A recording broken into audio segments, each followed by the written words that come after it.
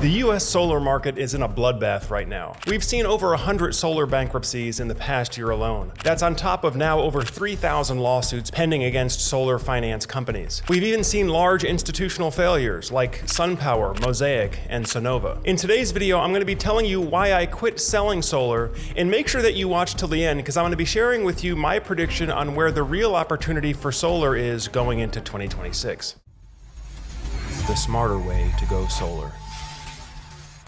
All right, now in today's video, we're talking about why I quit selling solar. And this is a video that I really wanted to make because I made a similar video a couple of years ago explaining why why SolaSurge is no longer directly engaged in selling solar power systems to homeowners. Now look, back in the day, SolaSurge used to operate a virtual sales team where we had about 5 people and we would consult with homeowners all across the country, help design solar power systems for them, and then get them connected with a local contractor that could carry out the installation for them. But I made a decision a couple of years ago to get out of the direct solar sales business in favor of focusing more on content and making sure that we're providing good, valuable education to consumers so that they can go into the solar buying process with their eyes wide open and make sure that they're getting the best value for their investment. Now, the first major point I have about selling solar is the exotic financing. Now, this is something that is uniquely American. If you go around, talk to people around the rest of the world, including Europe, Australia, and Asia, over there, very few of the solar power systems are being financed by a third party. Most homeowners simply take money that they have saved up and they use it to hire a lower contractor. And that's a big reason why the average cost of a solar power system is half the price. In Europe and Australia, they pay half the price for a fully installed solar system compared to what we pay here in the United States. Now again, a big reason for that is the way solar is sold is it's bundled with a financial product. And usually that financial product is some sort of a lease or a long-term loan. When it comes to the loans, the most popular one is a 25-year loan, which typically will be advertised with what appears to be a below-market interest rate. And of course, that leads us to the issue of dealer fees. So what are dealer fees? Dealer fees are fees that financing companies charge to contractors, and the contractors have to pass those costs on to homeowners in the form of a higher installation price. But oftentimes those fees are not disclosed.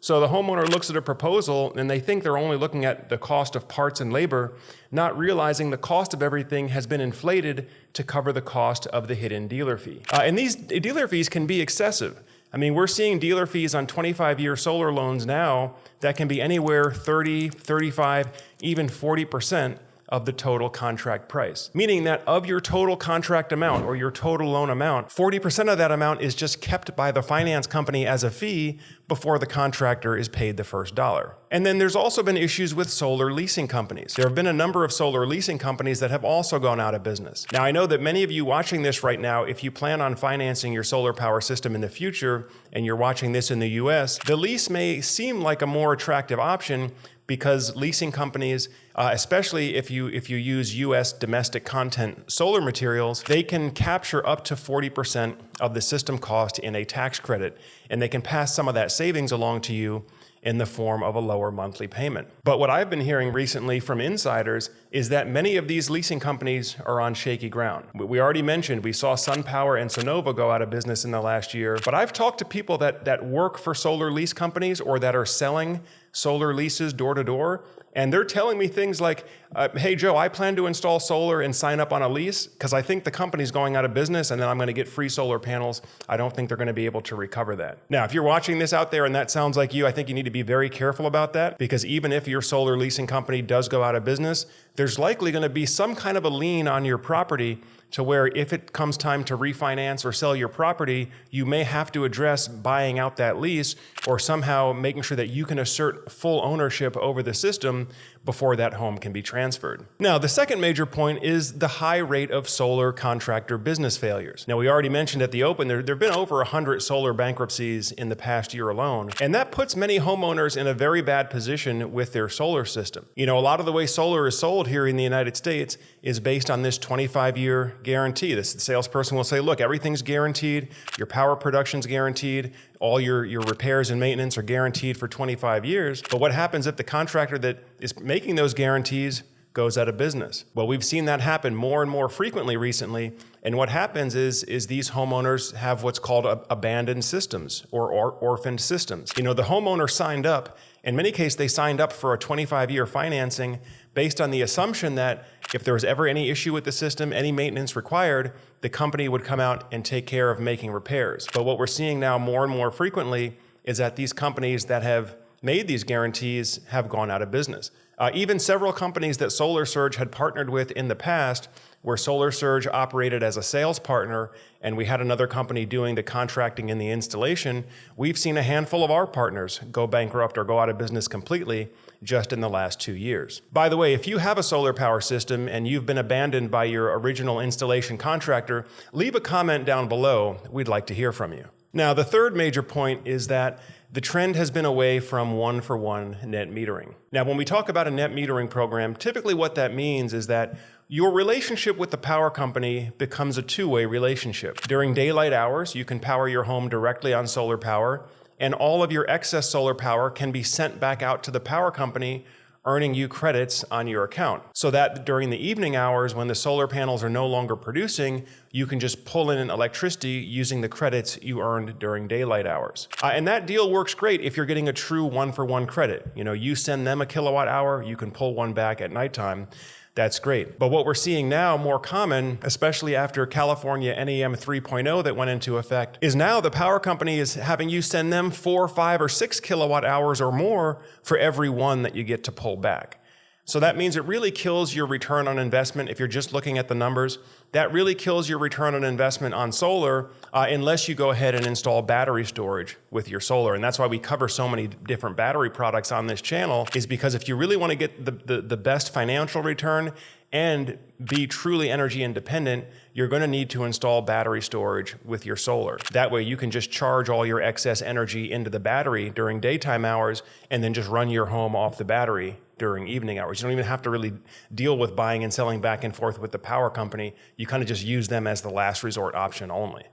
Today's video is brought to you by SolaX. If you're looking for an all-in-one solar and energy management system, then you need to take a look at the new SolaX ESS. SolaX gives you total control of your home's energy system, incorporating solar power, whole house backup, intelligent load control, and energy management seamlessly integrated on a single platform. SolaX uses a modular stackable architecture so the installation can be completed by only 2 technicians with no special lift equipment required. So if you'd like to learn more information, go directly to the SolaX website or click the link in the description below so you can get in touch with an installer or a distributor right away. All right, the fourth point here is that I don't even think at this point solar really needs to be sold. I know so much of how solar was sold here in the United States over the past 5-10 years was, door-to-door sales teams that were really out there evangelizing homeowners on why solar was going to be such a great benefit to them. And I have a lot of respect for those door-to-door salespeople out there. I think it takes a lot of grit and a lot of discipline to do that. But the problem I have with that is that a lot of times, again, these systems were sold with these implied 25-year guarantees. Don't worry, Mr. Homeowner, it's no money down, it's no cost out of pocket, everything is guaranteed for 25 years. Then to come to find out a few years later, half of these contractors are out of business, many of the systems were installed improperly or the systems need repairs, and the contractor that did the original installation is out of business. By the way, I should mention, when a contractor goes out of business, not only does that burn the homeowner, but in many cases it burns the sales and marketing teams as well. A lot of those door-to-door canvassing teams are relying on those contractors to pay out commissions once those solar power systems are installed. So when you see large EPC companies, large solar contracting companies go out of business, they're not only burning their homeowner customers, but they're pretty much burning all of their sales partners as well that didn't get their commissions paid. And that's another issue that we need to dive into as well, because the other reason that solar is so expensive here in the United States is because of the excessive sales commissions. The dealer fees and the sales commissions kind of go hand in hand, because the dealer fees, what they allow the salesperson to do, or what they allow the contractor to do, is offer the homeowner what looks like a too good to be true interest rate, a very below market interest rate, and therefore a low monthly payment on the system, while being able to tack on additional fees to the construction cost. And so oftentimes you'll see solar projects where they're using a loan that has one of the highest dealer fees,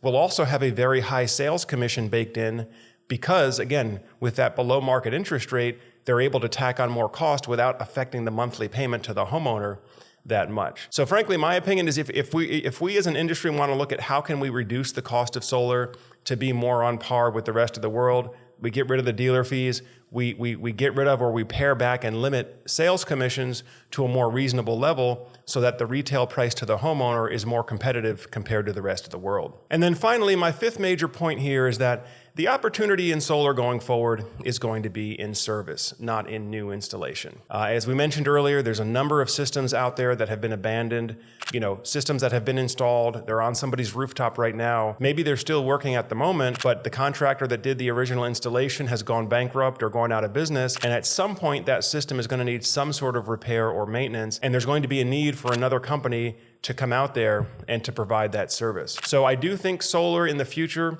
the solar contractor of the future is going to look a lot more like today's HVAC service company, where they're optimized to be able to send smaller teams out to multiple sites in a single day and really optimize on billable hours and optimize on travel. In fact, if you haven't seen our previous video on solar as a service business, go back and watch the previous video where I discussed this topic with Nick Sherman, CEO of Energy Aid, in more detail. So this has been a short discussion on why I quit selling solar, updated version here for 2025. Folks, as always, if you get a good value from the videos you watch on Solar Surge, make sure you hit that thumbs up button.